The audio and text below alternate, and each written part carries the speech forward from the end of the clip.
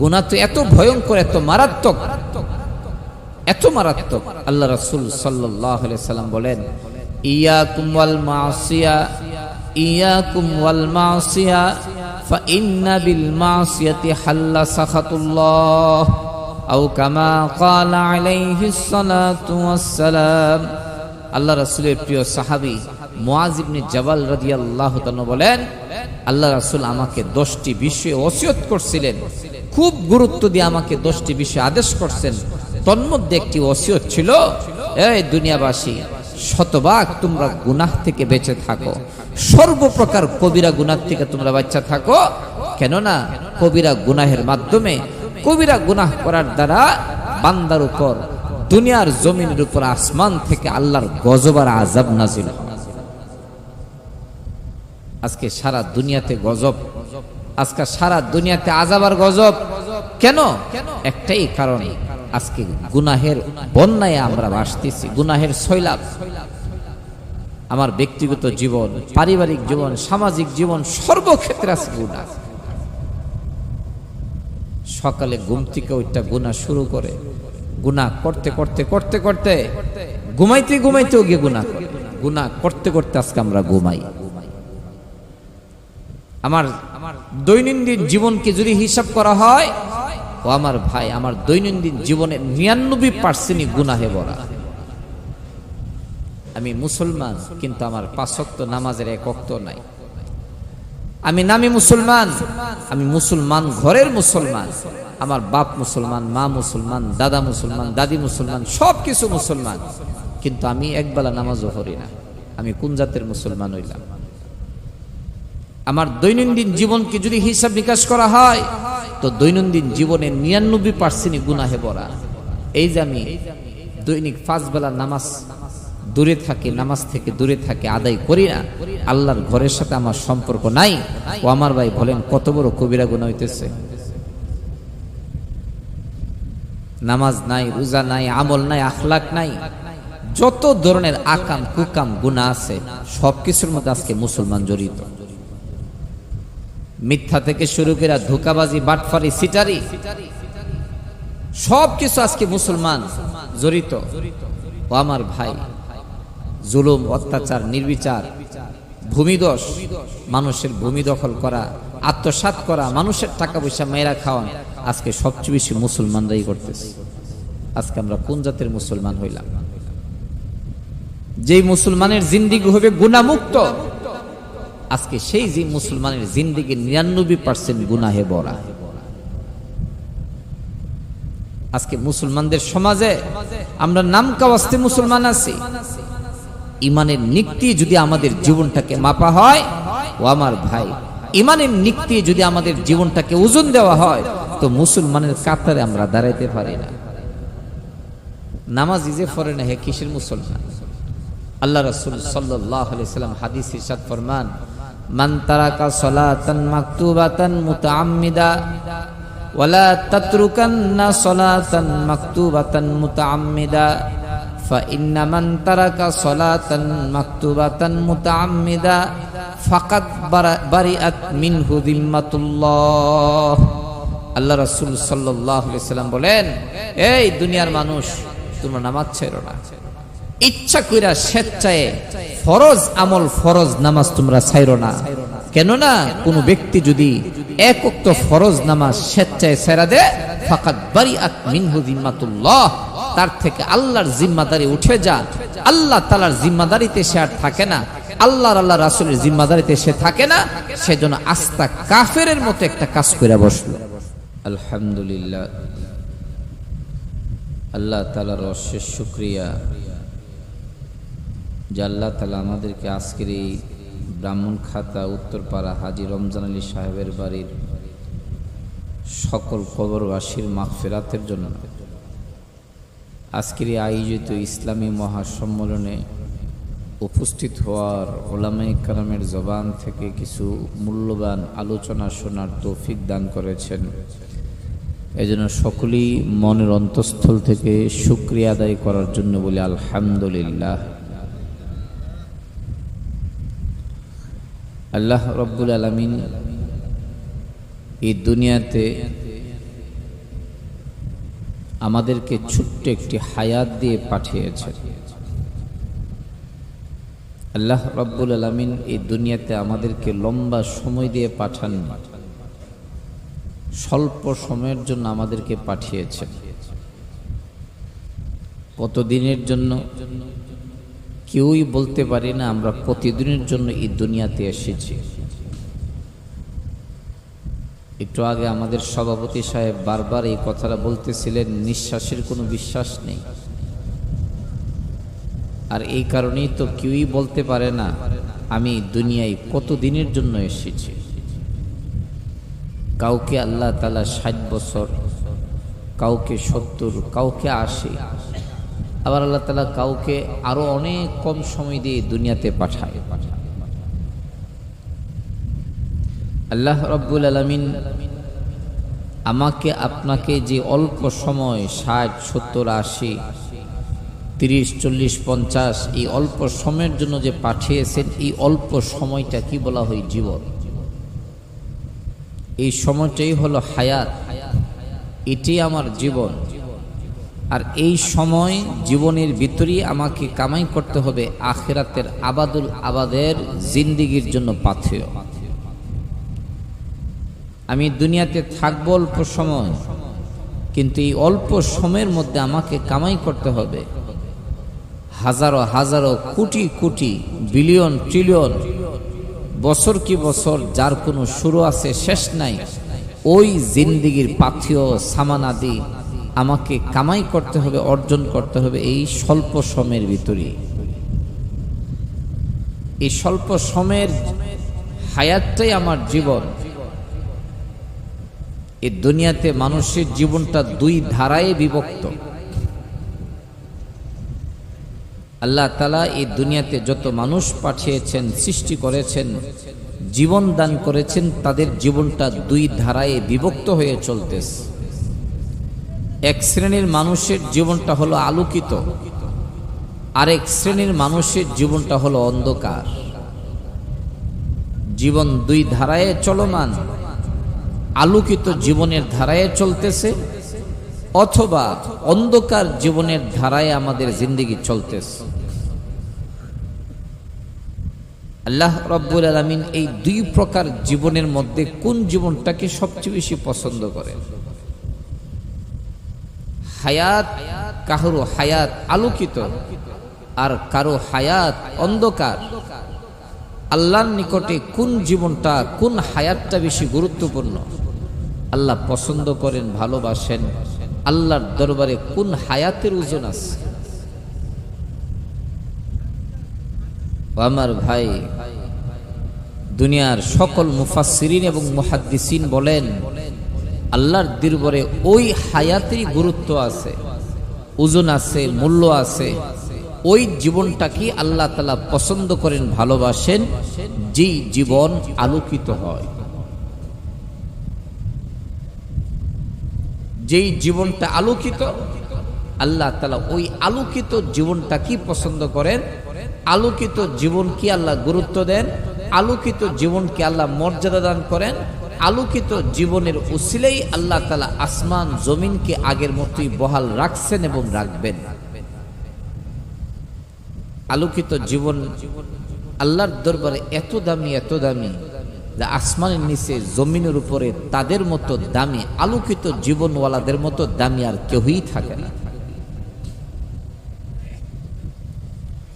অপরপক্ষে যাদের জীবন অন্ধকার, অন্ধকারাচ্ছন্ন, গুনাহে ভরপুর, গুনাহের অন্ধকারে তাদের জীবন অন্ধকার হয়ে রয়েছে, আল্লাহর দরবারে এই অন্ধকার জীবনওয়ালাদের কোনো গুরুত্ব নাই। অন্ধকার জীবন যাদের, তাদের কোনো ওজন নাই, তাদের কোনো মর্যাদা নাই। আল্লাহর নিকটে তারা এত নিকৃষ্ট যে তারা আল্লাহর নিকটে চতুষ্পদ জন্তু জানার চেয়ে বেশি নিকৃষ্ট।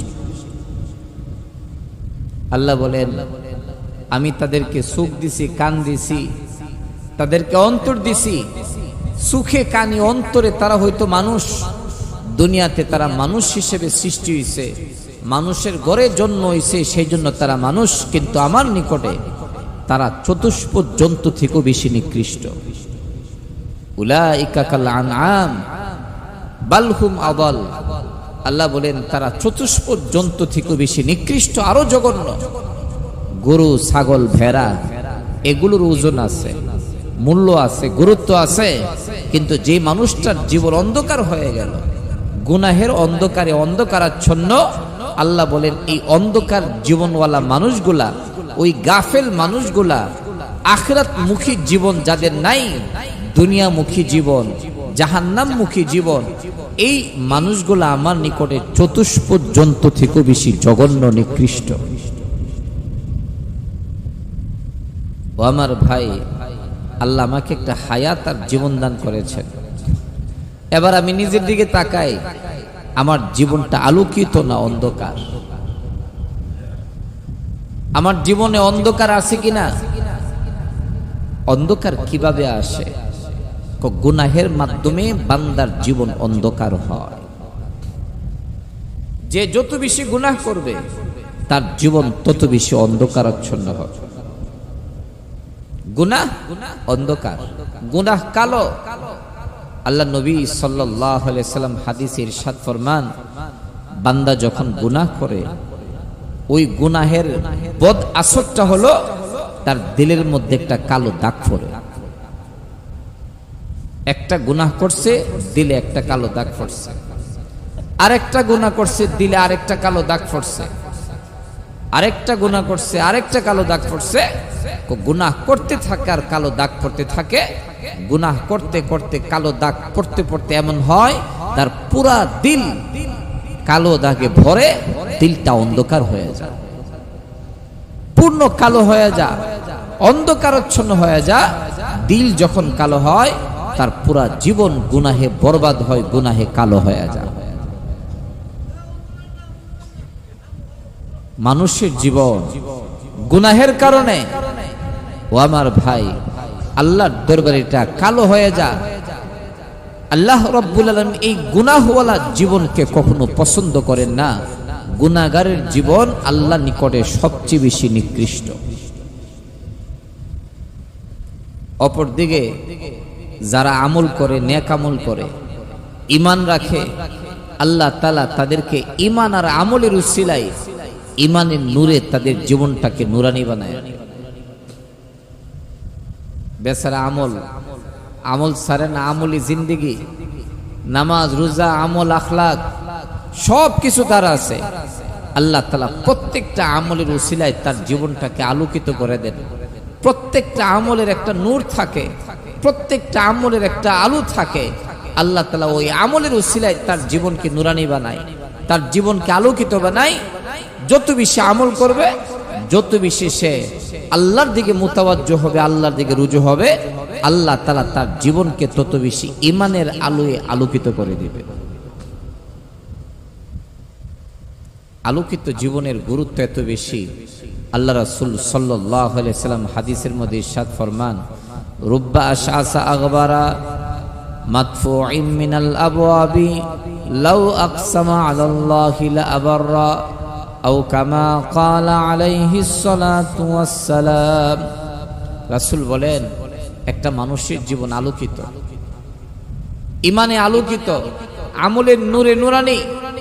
আল্লাহর দরবারে এই মানুষটা এত দামি, সে যদি পথের ফকির আর মিসকিনও হয়, দেখতে পাগলের মতো মনে হইতেছে, মাথার চুল এলোমেলো, চেহারা ধুলিমলিন চেহারা, চেহারার মধ্যে কোনো প্রাণ নাই, কেমন যেন এক ফ্যাকাশে চেহারার মানুষ, খাবার নাই, উপবাসে চলে, কষ্ট করে চলতেছে, মাথা ধুয়ে পরিষ্কার করে সুন্দরভাবে থাকবে এমন অবস্থার ব্যবস্থা তার নাই। খুব গরিব, ফকির, মিসকিন, মাদফুইন মিনাল আবওয়াব, মানুষের দুয়ার থেকে, মানুষের দরবার থেকে তাকে তাড়িয়ে দেওয়া হয়। সমাজে তার গুরুত্ব নাই, ওজন নাই, সমাজে সে মূল্যহীন, কিন্তু আল্লাহর দরবারে তার ওজন এত বেশি। আল্লাহ রাসূল বলেন, লাউ আকসামা আলাল্লাহ, সে যদি জবান দিয়ে কোনো একটা কথা বলে ফেলে, তার জবান থেকে যদি কোনো একটা কথা বেরিয়ে যায়, আল্লাহর উপর ভরসা করে, আল্লাহর কসম নিয়ে সে যদি কোনো একটা কথা বলে ফেলে, আল্লাহ তাআলা তার এই কসমটাকে, তার জবানের কথাকে শতভাগ বাস্তবায়িত করে দেন। অথচ সে মানুষের দরবারে গুরুত্বহীন, ফকির, মিসকিন, কেউ তাকে মূল্যায়ন করে না। কিন্তু তার জীবন আলোকিত হওয়ার কারণে, ইমানের আলোয় আলোকিত, আমলের নূরে নুরানি, আল্লাহর দরবারে তার মর্যাদা এত বেশি, তার জবান থেকে কোনো কথা বের হইলে আল্লাহ তাআলা এই কথাটাকে মিস দেন না, শতভাগ বাস্তবায়িত করে দেন। ও আমার ভাই, আমরা একজন নারীর নাম প্রায়ই শুনে থাকি, রাবিয়া বসরিয়া রাহিমাহুল্লাহু তাআলা। বলেন এই মহিলার নাম শুনছি কি না আগে?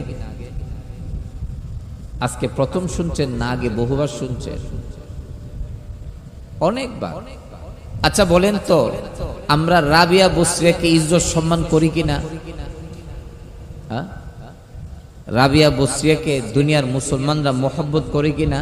হ্যাঁ, দুনিয়ার সকল মুসলমান রাবিয়া বসরিয়াকে ভালোবাসে, রাবিয়া বসরিয়াকে মোহাব্বত করে, ইজ্জত করে, সম্মান করে, এত সম্মান করে যে এখনো আমাদের মা বোনরা কন্যা সন্তান, মেয়ে সন্তান জন্ম হইলে তার নাম রাখে রাবিয়া, ওই রাবিয়া বসরিয়ার স্মরণে।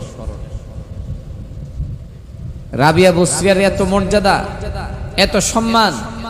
বসরা শহরের এক অবলা নারী, কিচ্ছু ছিল না, টাকা পয়সা, ধন দৌলত, অর্থ, বিত্ত, ক্ষমতা, প্রভাব কিছুই তার ছিল না। কিন্তু তারপরেও আল্লাহ তাআলা তাকে এত সম্মান দান করছেন, এত ইজ্জত দান করছেন, এত মর্যাদা দান করছেন যে কিয়ামত পর্যন্ত দুনিয়ার সমস্ত মানুষ তাকে ইজ্জত করতেই থাকবে, সম্মান করতেই থাকবে। কিয়ামত পর্যন্ত সমস্ত মানুষ তাকে মহব্বত আর ভালোবাসতেই থাকবে। আমার ভাই, যার কিচ্ছু নাই, টাকা নাই, পয়সা নাই, ঘর নাই, বাড়ি নাই, ক্ষমতা নাই, কোন ধরনের ক্ষমতা, চেয়ার, কোনো কিছুই তার নাই, এমনকি আপনজন বলতে কেউ ছিল না, ছেলে মেয়ে স্বামী কিছুই তার নাই, কিন্তু তারপরেও সে আল্লাহর দরবারে এত মর্যাদার, এত দামি, কিয়ামত পর্যন্ত দুনিয়ার সব মানুষ তাকে সম্মান দিতেছে, ইজ্জত করতেছে, ভালোবাসতেছে। কেন? রাবিয়ার কোনো কিছু না থাকলেও একটা আলোকিত জীবন ছিল, তার জিন্দেগিটা ছিল ইমানের আলো আলোকিত, তার জিন্দেগি ছিল আমলের নূরে নুরানি। যার জিন্দেগি আমলে ভরা থাকবে, যার জিন্দেগির পরতে পরতে ইমান সজ্জিত থাকবে, জিন্দেগি গুনাহ মুক্ত করবে, আমলের দ্বারা সাজাবে, সে যদি পথের ফকির আর মিসকিন হয়, আল্লাহর দরবারে তার মর্যাদা সবচেয়ে বেশি। ইমাম গাজালি রাহিমাহুল্লাহ তাআলা এক ঘটনা লিখেন, রাস্তার ফকির আর মিসকিন, আলাবোলা মানুষ, দেখতে মনে হয় পাগল, কিন্তু আলোকিত জীবন লাভ করার কারণে, আমলি জীবন আর ইমানি জীবন হাসিল করার কারণে আল্লাহর দরবারে তার মর্যাদা এত বেশি ছিল, জবান দিয়ে কোন একটা কথা বের হইলে আল্লাহ তাআলা এই কথাটাকে শতভাগ বাস্তবায়ন করে দিত। এক আল্লাহওয়ালা, খুব সাধারণ জীবন, গরিব মানুষ, টাকা পয়সা কিছুই নাই। আরে এই মানুষটারে ওইলে নিয়ন্ত্রণ করেন বা কোন এক জায়গায় নিয়ে রাখেন, সবারই তো ইষ্টা দিতেছে।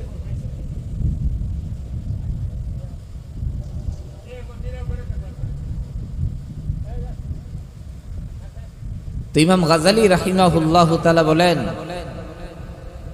এক আল্লাহওয়ালা সাধারণ জীবন যাপন করে, টাকা নাই, পয়সা নাই, অর্থ নাই, বাড়ি গাড়ি কোনো কিছুই নাই, একদম গরিব একজন মানুষ। একটা পাঞ্জাবি, এক পাঞ্জাবি দিয়া সে তার জীবন কাটায়। আর পাঞ্জাবিটা এমন যে পুরান হইতে হইতে একদম পাতলা, এটাকে ইস্ত্রি না করার কারণে, গসা মাজা না করার কারণে এটা পিছন দিয়া উঠতে উঠতে একদম হাঁটু ছাড়াইয়া কোমর পর্যন্ত উঠছে। বলতে বলতে পাঞ্জাবি দেখবেন যদি ইস্ত্রি না করা হয়, এটা পিছন দিক দিয়া বললা উপরে উঠে। একদিন সকালবেলা ফজরের নামাজ পড়া এই আল্লাহওয়ালা রাস্তা দিয়া বাজারে যাইতেছিলেন, হাঁটতেছিলেন, পাঞ্জাবিটা ফুরান, এটা বলতে বলতে পিছন দিক দিয়ে একদম হাঁটু ছাড়াইয়া উপরে গিয়ে উঠছে। জুতা লাগাইছে, একজোড় জুতা নিজের পায়ের থেকে আরো 4 আঙ্গুল বড়। বাচ্চারা যেমন দাদার জুতা পরে, বাপের জুতা পরে, পরে না, পায়ের থেকে তার জুতা 5 আঙ্গুল 6 আঙ্গুল বড়। এই আল্লাহওয়ালা জুতা একটা পড়ছে, পায়ের থেকে 4 আঙ্গুল বাইরে রয়েছে বড়। আর বড় জুতা যদি পরেন দেখবেন হাঁটার সময় সডর সডর আওয়াজ হইবে। জুতা পায়ের থেকে বড় হইলে পড়তে গেলে আওয়াজ হইবে। ফজরের নামাজ পড়া এই ফুরান বড় জুতা ফইরা ফুরান পাঞ্জাবি ফেরা রওনা হয়েছে, হাঁটতেছে। আল্লাহওয়ালা তো ডানে বামে তাকাই না, মাথা নিচের দিকে কইরা হাঁটা শুরু করছে। রাতের বেলা খুব বৃষ্টি ছিল, রাস্তাঘাট কাদা। লম্বা বড় জুতা ফইরা যে হাঁটতেছে, রাস্তার কাদার সিডা জুতার সিডায় তার পিছনের পাঞ্জাবির পুরা অংশ ভিজে গেছে, ফেক কাদা হয়ে গেছে, বৃষ্টি হয়ে গেছে। স্যান্ডেল জুতা ফইরা হাঁটলে একটা সিডা উঠিনি, আর জুতাটা যদি বড় সিডারও বেশি উঠে। পাঞ্জাবি পিছন দিক দিয়ে সব বড়। তো এই বেচারা এমনি তো পড়ছে বড় জুতা, আবার কোনো খবরও নাই, হাঁটতাছে এই কাদামাটি দিয়া, আর জুতার সিডায় তার পাঞ্জাবির পিছন সবটা বর্তাছে। হাঁটতেছে হাঁটতেছে, এমন সময় সকালবেলা স্বামী স্ত্রী নতুন মাত্র বিবাহ হইছে, যুবক যুবতী বিবাহ হইছে তাদের, তারা সকালবেলা হাঁটাহাঁটি করতেছিল, প্রাতকালীন হাঁটা। স্বামী স্ত্রী যে হাঁটতেছে, আল্লাহওয়ালা হাঁটতেছে এদিকে, আর স্বামী স্ত্রী হাঁটতেছে এদিকে, ক্রস। এই ক্রস হওয়ার সময় আল্লাহওয়ালার জুতার সিডা এই যুবতী মহিলার গায়ে গিয়ে পড়ছে। যুবতী মহিলার গায়ে যখন জুতার সিডা পড়ছে, তার খুব খারাপ লাগছে, ঘৃণা লাগছে। এই বুড়া বেটা আটতাছে, নিজেও বর্তাছে, আমারও বড়াইছে। ফ্যাকটা হাতে নিয়ে, সিরেটা হাতে নিয়ে নিজের যুবক স্বামীরে দেখে বলতেছে, দেখেন না এই যে বুড়া মিয়া হাঁটতাছে, এত বড় জুতা পায়ে লাগাইছে, নিজেও বর্তাছে, আমারও বড়াইছে, দেখেন কাদা। যুবক তার বিবির এই কথা শুন না আর দেরি করে নাই, তার রাগ আসছে, রাগ আর গুসা নিয়া ওই সাধারণ মানুষ আল্লাহওয়ালা মানুষ তার কাছে গিয়া কোনো ধমক টমক দিয়া গালে দিছে এক থাপ্পড়। বলেন না নাউজুবিল্লাহ মিন যালিক। আচ্ছা বলেন, এই অপরাধে এই ভুলের কারণে একজন মুরব্বী মানুষের গায়ে থাপ্পড় দন যাইব? বুড়া মিয়া থাপ্পড় খাওয়ার পর খবর হইছে আমারে কেউ মারছে, এর আগে খবরই নাই। উনি যে নিজের জুতায় নিজেই বর্তাছে এটারও খবর নাই, তার পাশে যে একজন মহিলা যাইতেছিল তার গায়ে জুতার সিরা লাগছে এই খবর তার নাই। থাপ্পড় খাওয়ার পরে খবর হইছে আমার থাপ্পড় দিল কে? তো তাকায় দেখে যুবক খুব রাগারাগি করে তাকে থাপ্পড় দিছে। তিনি হাও করে নাই, হো করে নাই, শুধু একবার আসমানের দিকে তাকাইছেন, আবার মাথা নিচু দিয়া উনি ওনার গন্তব্যের দিকে চলে যেতেছে। যুবক রাগে থাপ্পড় দিয়া বিবির কাছে গিয়া বলতেছে, দেখো দিয়েছি একটা থাপ্পড়, হ্যাঁ, নিজেও হাঁটতেছে, বড়তেছে, পাঞ্জাবি বড়ে লাইতেছে, আর তোমারও বড়াইছে। যুবক খুশিতে আটখানা, নিজের বিবিকে নিয়ে সেও হাঁটতেছে। অল্প কিছুক্ষণ যাওয়ার পরে হঠাৎ যুবকের মাথায় চক্কর, মাথা চক্কর দেয়া জমিনে ফইরা, এখন এই যুবকের নাক আর মুখ দিয়ে রক্ত বের হয়ে শুরু হয়ে গেছে। তার শরীরে খিঁচুনি এসে পড়ছে, খিঁচুনি এত বেশি যে নাকে মুখে রক্ত বের হয়ে শুরু হয়ে গেছে। ঘটনা কি? মহিলার বুঝতে বাকি নাই, আরে আমার স্বামী যে এই বৃদ্ধ বেচারা, তার তো আসলে তেমন কোনো দোষ ছিল না। জুতার সিরা লাগার কারণে তাকে তো এভাবে থাপ্পড় দিতে পারে না, বড় জোরে তাকে একটা দমক দিত, এইভাবে হাঁটেন কেন? আমার মনে হয় আমার স্বামী কাজটা যে করছে, এই বেচারার মনে কষ্ট হয়েছে, সেজন্য উনি বদদুয়া দিয়ে দিচ্ছে। মহিলা দৌড়াইয়া গেছে, এই যুবতী মহিলা পিছন দিক দিয়ে দৌড়াইতেছে, দৌড়াইয়া ওই আল্লাহওয়ালা গিয়ে আটকেছে। হুজুর আপনি একটু দাঁড়ান, তাকায় দেখেন, আপনি একটু পিছন দিকে তাকান, ওই যে তাকায় দেখেন যুবক আমার স্বামী একটু আগে আপনার গায়ে হাত লাগাইছিল, আপনার গালে থাপ্পড় দিছিল। আপনার গালে থাপ্পড় দেওয়ার একটু পরেই মাথা চক্কর দিয়ে সেজে ফসছে, আর উঠতে পারতেছে না, তার নাক আর মুখ দিয়ে সেটা ফেনা রক্ত বের হইতেছে। আল্লাহওয়ালা এবার আসমানের দিকে তাকা, আসমানের দিকে তাকায়া আল্লাহকে লক্ষ্য করে বলেন যে আল্লাহ, তোমার প্রেমের খেলা বুঝি এমনই হয়, মহিলা আশ্চর্য, কই কি আমি কইলাম কি আর এই বুড়া বেড়া এটা কি করে, প্রেমের খেলা বলে এমনই হয়। হুজুর আপনার কাছে তো আসছি বিপদগ্রস্ত হইয়া, আমার স্বামী যাই যাই অবস্থা, আর আপনি কি আবুল তাবুল কইতেছেন। তা আল্লাহওয়ালা বৃদ্ধ মানুষ এবার হাসি দেয়া বলে, শোনো, তোমার স্বামী তোমাকে ভালোবাসে, তোমার স্বামী তোমাকে ভালোবাসে, তোমাকে মহব্বত করে। আমার জুতার সিদা তোমার গায়ে লাগছে, তোমার স্বামী সহ্য করতে পারে নাই, এই জন্য আমারে এসে থাপ্পড় দিছে, আমার গালে থাপ্পড় মারছে। আসমানও একজন মালিক আছেন যিনি আমি নিরহ মানুষটাকে ভালোবাসি। আসমানে এক মালিক আছে যিনি আমাকে ভালোবাসে, আমার গালে থাপ্পড় লাগছে, আসমানের মালিকেরও সহ্য হয় নাই। ও আমার ভাই, সাধারণ মানুষ ছিল, সাধারণ মানুষ ছিল, কিন্তু আল্লাহর দরবারে তার এত মর্যাদা। তিনি বলেন আসমানও এক মালিক আছে যিনি আমাকে ভালোবাসে, তিনি আমার বন্ধু, আমিও তাকে ভালোবাসি, তিনিও আমাকে ভালোবাসেন। আমার গালে থাপ্পড় লাগছে, আমার গায়ে আঘাত লাগছে, আমার বন্ধু এটা সহ্য করতে পারেন নাই। আলোকিত জীবন, জীবনটা আলোকিত ছিল, জীবনটা গুনাহমুক্ত ছিল। আমার জীবন যত বেশি গুনাহমুক্ত হবে, আলোকিত হবে, আল্লাহর নিকট আমি তত বেশি মর্যাদা পেতে পারবো, আমার আখিরাত তত বেশি সুন্দর হবে, আমার দুনিয়ার জীবন আল্লাহ তাআলা তত বেশি শান্তির বানায়া দিবেন। আফসোস, আজকে আমাদের জীবন আলোকিত না, আমাদের জীবন অন্ধকার, গুনাহের অন্ধকারে অন্ধকারাচ্ছন্ন। আমাদের সমাজে আজকে গুনাহ এত বেশি, গড়ে গড়ে রন্ধ্রে রন্ধ্রে, সমাজের রন্ধ্রে রন্ধ্রে আজকে গুনাহ ঢুকে রয়েছে, গুনাহের সয়লাব। ও আমার ভাই, গুনাহ তো এত ভয়ঙ্কর, এত মারাত্মক, এত মারাত্মক। আল্লাহ রাসূল সাল্লাল্লাহু আলাইহি সাল্লাম বলেন, ইয়াকুম ওয়াল মাসিয়া, ইয়াকুম ওয়াল মাসিয়া, ফাইন্না বিল মাসিয়াতি হাল্লা সাখাতুল্লাহ, আও কামা ক্বালা আলাইহিস সালাতু ওয়াস সালাম। আল্লাহ রাসূলের প্রিয় সাহাবী মুআয ইবনে জাবাল রাদিয়াল্লাহু তাআলা বলেন, আল্লাহ রাসূল আমাকে 10টি বিষয়ে ওসিয়ত করছিলেন, খুব গুরুত্ব দিয়ে আমাকে 10টি বিষয় আদেশ করছেন। তন্মধ্যে একটি ওসিয়ত ছিল, এই দুনিয়াবাসী, শতভাগ তোমরা গুনাহ থেকে বেঁচে থাকো, সর্বপ্রকার কবিরা গুনাহ থেকে তোমরা বাঁচা থাকো।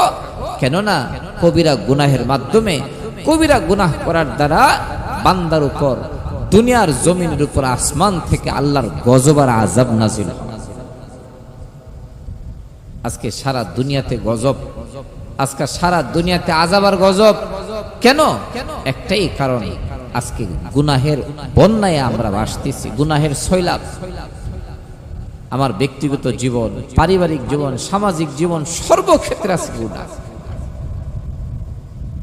সকালে ঘুম থেকে ওইটা গুনাহ শুরু করে, গুনাহ করতে করতে করতে করতে ঘুমাইতে ঘুমাইতেও গিয়ে গুনাহ করে, গুনাহ করতে করতে আজকে আমরা ঘুমাই।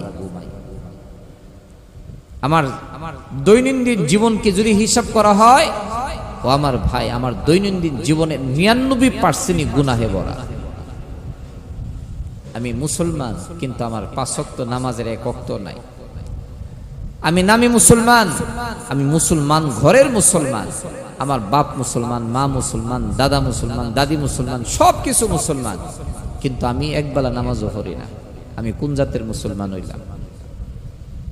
আমার দৈনন্দিন জীবনকে যদি হিসাব নিকাশ করা হয়, তো দৈনন্দিন জীবনে 99% গুনাহে ভরা।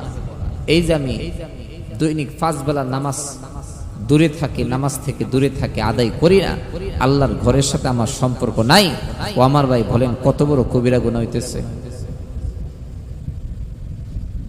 নামাজ নাই, রোজা নাই, আমল নাই, আখলাক নাই, যত ধরনের আকাম কুকাম গুনাহ আছে, সবকিছুর মধ্যে আজকে মুসলমান জড়িত। মিথ্যা থেকে শুরু করে ধোঁকাবাজি, বাটফারি, সিটারি, সবকিছু আজকে মুসলমান জড়িত। ও আমার ভাই, জুলুম, অত্যাচার, নির্বিচার, ভূমিদোষ, মানুষের ভূমি দখল করা, আত্মসাৎ করা, মানুষের টাকা পয়সা মেয়েরা খাওয়া, আজকে সবচেয়ে বেশি মুসলমানরাই করতেছে। আজকে আমরা কোন জাতের মুসলমান হইলাম? যেই মুসলমানের জিন্দিগি হবে গুনাহমুক্ত, আজকে সেই যে মুসলমানের জিন্দিগি 99% গুনাহে ভরা। আজকে মুসলমানদের সমাজে আমরা নাম কাওয়াস্তে মুসলমান আছি, ইমানের নিক্তি যদি আমাদের জীবনটাকে মাপা হয়, ও আমার ভাই, ইমানের নিক্তি যদি আমাদের জীবনটাকে ওজন দেওয়া হয়, তো মুসলমানের কাতারে আমরা দাঁড়াইতে পারি না। নামাজ ইজে পড়ে না, হে কিসের মুসলমান? আল্লাহ রাসূল সাল্লাল্লাহু আলাইহি সাল্লাম হাদিস ইরশাদ ফরমান, মান তারাকা সালাতান মাকতুবাতান মুতাআম্মিদা ওয়ালা তাতরুকান্না সালাতান মাকতুবাতান মুতাআম্মিদা ফাইন্না মান তারাকা সালাতান মাকতুবাতান মুতাআম্মিদা ফাকাদ বারিআত মিনহু যিম্মাতুল্লাহ। আল্লাহ রাসূল সাল্লাল্লাহু আলাইহি সাল্লাম বলেন, এই দুনিয়ার মানুষ, তোমরা নামাজ ছাড়ো না। ইচ্ছা কইরা স্বেচ্ছায় ফরজ আমল, ফরজ নামাজ তোমরা ছাড়ো না। কেননা কোন ব্যক্তি যদি এক ওয়াক্ত ফরজ নামাজ স্বেচ্ছায় ছেড়ে দেয়, ফাকাদ বারিআত মিনহু যিম্মাতুল্লাহ, তার থেকে আল্লাহর জিম্মাদারি উঠে যা। আল্লাহ তাআলার জিম্মাদারিতে সে আর থাকে না, আল্লাহর আল্লাহ রাসূলের জিম্মাদারিতে সে থাকে না, সেজন্য আস্তা কাফেরের মতো একটা কাজ করে বসলো। মান তারাকা সালাতান মাকতুবাতান মুতাআম্মিদান ফাকাদ কাফার। আল্লাহ নবী বলেন, স্বেচ্ছায় ইচ্ছাকৃতভাবে যদি কেউ এক ওয়াক্ত নামাজ ছেড়ে দেয়, সেজন্য একটা কাফেরের মতো কাজ করলো। আজকে আমাদের জিন্দেগি কোন হালাতে? যে আল্লাহ আমাকে এত কিছু দিলেন, যে আল্লাহ আমাকে এত নিয়ামত দান করলেন, এত নাজ নিয়ামত যে আল্লাহর বুক করতেছি, মাথার চুল থেকে শুরু করে পায়ের নখ পর্যন্ত আমাকে কে দিলেন বলেন? কে দিছেন? এই দুইটা চোখ কে দিলেন? জবান কে দিলেন? এই জবান আল্লাহ তাআলা আমাকে দিছেন। এই জবান দিয়ে আমি কত কথা বলি, এই জবান দিয়ে আমি কত নিজের মনের ভাবকে ব্যক্ত করি, এই জবান দিয়ে আমি কত ধরনের কত কিছু করতেছি, কত মজার স্বাদের খাবার খাইতেছি। ও আমার ভাই, এই সব তো আমাকে আল্লাহ দান করলেন। পায়ের নখ থেকে শুরু করে মাথার চুল পর্যন্ত অসংখ্য নিয়ামত রাজি যে আল্লাহ আমাকে দিলেন, এই আল্লাহর সবকিছু খাইয়া, সবকিছু আমি বুক কইরা এই আল্লাহর জন্য যদি আমি সারা দিনে 5 ওয়াক্ত নামাজ, 5 বেলা আল্লাহর দরবারে হাজিরা দিতে না পারি, আল্লাহর ঘরের মধ্যে আমি ঢুকতে না পারি, আমার মতো নিমক হারাম দুনিয়াতে আর কেহ নাই। সবচেয়ে বড় নিমক হারাম ওই বান্দা, সবচেয়ে বড় গাদ্দার, যে সব পাইয়া, আল্লাহর সব কিছু খাইয়া, সব কিছু পাইয়া, নাজ নিয়ামত বুক কইরা, সব কিছু আল্লাহর দেওয়া, তারপরও সে আল্লাহর জন্য একটা সেজদা দিতে পারে না, আল্লাহর জন্য একটা রুকু দিতে পারে না, আল্লাহর জন্য এক ওয়াক্ত নামাজ সে আদায় করতে পারে না, তার মতো গাদ্দার নিমক হারাম দুনিয়াতে আর কেহ নাই। আরে আজকে দুনিয়ার জমিনে 1000 টাকা পাইলে মানুষ সারাদিন ঘুরে, কথা কয় না, ঘুরে না? বড় লোক বেড়া ঢাকা থাকে, শিল্পপতি, মাসে মাসে বাড়িতে বলেন, শিল্পপতি মাসে মাসে বাড়িতে আইলে বাড়ির মধ্যে মানুষের আনাগুনা শুরুও নেই, কথা কয় না? হ্যাঁ, শিল্পপতি ঢাকা থাকে, মাসে একবার সে দেশের বাড়িতে আসে, গ্রামের বাড়িতে আসে, 2 দিন 3 দিন থাকে। ওই 2 দিন 3 দিন যখন বাড়িতে থাকে, তখন তার বাড়িটা একদম খালি থাকে না, মানুষে ভরা। কেন যা মানুষ? এই জন্য যা, যে শিল্পপতি বাড়িতে আসছে, সে অনেক বড় বুজুর্গ, সারা বিশ্বের 1 নম্বর বড় বুজুর্গ, তার সাথে থাকলে 3 দিন যদি তার সাথে সময় লাগায়, আমিও বড় আল্লাহওয়ালা এবার রুম, কথা কয় না? হ্যাঁ, তিনি শ্রেষ্ঠ আল্লাহর ওলি, তার সাথে যদি আমি 1 ঘন্টা সময় কাটাই, তার রুমে যদি আমি 1 ঘন্টা থাকি, অল্প সময় তার সঙ্গে থাকি, এই উসিলা আল্লাহ তাআলা আমার হাসরের মাঠে মাফ করে দেব, কবরের সওয়াল জবাবগুলো আসান হয়ে যাবো। হ্যাঁ,